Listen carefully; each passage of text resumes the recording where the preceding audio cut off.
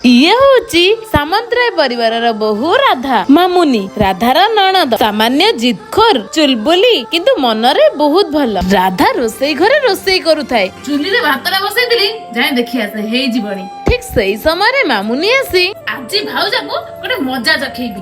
ବସା ହେଇଥିବା ଡାଲମାରେ ଯାଉଛି ଭାଇ ଲଙ୍କା ଗୁଣ୍ଡ ପକେଇଦେବି, ଦେଖିଆ କିଏ ଖାଇବ। ରୋଷେଇ ଘରେ ମାମୁନି ଏମିତି ଚୁଗୁଲାମି କରୁଥିବା ବେଳେ ସେ ଭାବିଲା ତାକୁ କେହି ଦେଖି ପାରିବେନି। ହେଲେ ଠିକ ସେଇ ସମୟରେ ରାଧା ତାର କାମ ସାରି ଆସି ରୋଷେଇ ଘରେ ପହଞ୍ଚିଯାଏ। ମାମୁନି ତମେ କଣ କରୁଛ?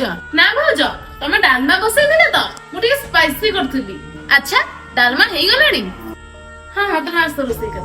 ଖାଇବାର ସମୟ ହେଇଗଲା। ସମସ୍ତେ ଖାଇବା ପାଖରେ ବସିଥିଲା ବେଳେ ରାଧା ସେଇ ଲଙ୍କା ଦିଆ ଡାଲମାକୁ ମାମୁନିର ପ୍ଲେଟରେ ବାଢି ଦେଲା। ମାମୁନି ଆଜି ଡାଲମା ତମେ କରୁଛ ମାନେ ପ୍ରଥମେ ତମେ ଦେଖିବ। ନା ଭାଉଜ ମୁଁ ଏବେ ଖାଇବିନି, ମତେ ଭୋକ ଲାଗୁନି, ମୁଁ ପରେ ଖାଇବି।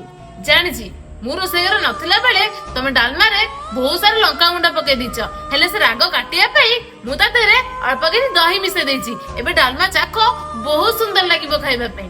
ମାମୁନି ଡାଲମାକୁ ଖାଇଲା ପରେ ତାକୁ ବହୁତ ସୁଆଦିଆ ଲାଗିଲା। ତାପରେ ନଣନ୍ଦ ଭାଉଜ ଦି ଜଣ ଯାକ ମିଶି ଛାତ ଉପରକୁ ବୁଲିବା ପାଇଁ ଯାଇଥିଲେ। ଭାଉଜ ମୁଁ କାହିଁକି ଏମିତି ଛୋଟ ପିଲା ଭଳିଆ ହୁଏ ମୁଁ ନିଜେ ବି ଜାଣିନି। କେଜାଣି କଣ ହୁଏ ମୋର ଏମିତି ମୁଁ ହୁଏ ଯା।